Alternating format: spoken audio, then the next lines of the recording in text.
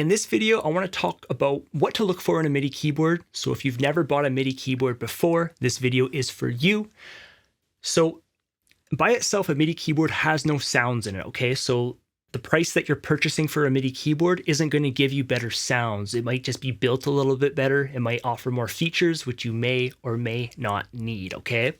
In this section of the review, I'm talking about the drum pads, right? These drum pads, they are average, maybe a little bit better than average, but I would rather save the money and get better quality keys than the drum pads, because a lot of producers don't really realize that a drum pad is like the same thing as your piano key. If you press a drum pad or if you press a note, they both send a note to your music program and they both send the velocity. So they're essentially the same thing. And if you're going to be sampling or whatever, or playing your keys, it's like you have 49 slices or 49 keys. Then again, you have your octaves.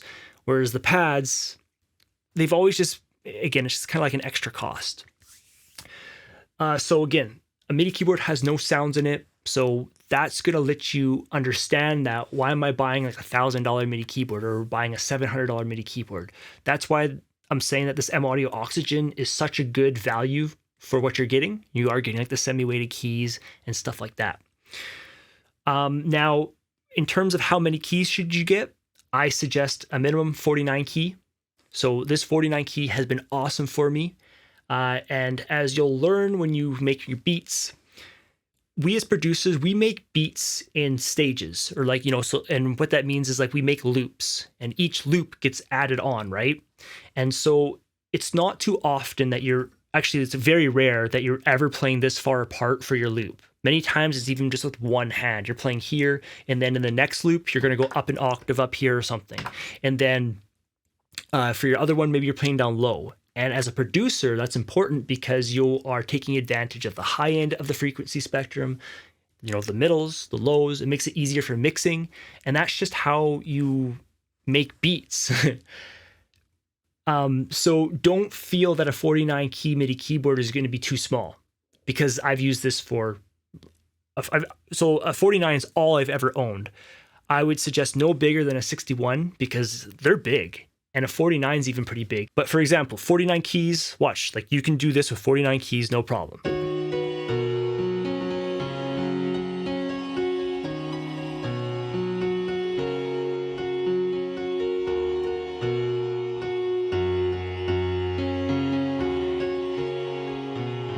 Okay, so there you guys go.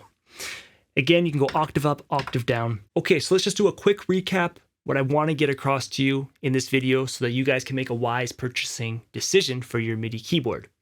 So a MIDI keyboard has no sounds in it by itself. You are controlling the sounds inside of your music program. So it doesn't matter what price it is. You're going to be playing the sounds inside of your program. The price is going to dictate the quality and features of the MIDI keyboard. I suggest a minimum 49 key. I actually do suggest a 49 key MIDI keyboard, but if you want bigger, you can go 61. The drum pads are the exact same thing as the keys, so don't ever be fooled thinking, oh, it has the drum pads. I never use the drum pads. I always use my keys. Always, always, always. And I just want to close out that back in the day, FL Studio sometimes didn't integrate well with certain hardware, and sometimes, you had to figure it out and it was tricky.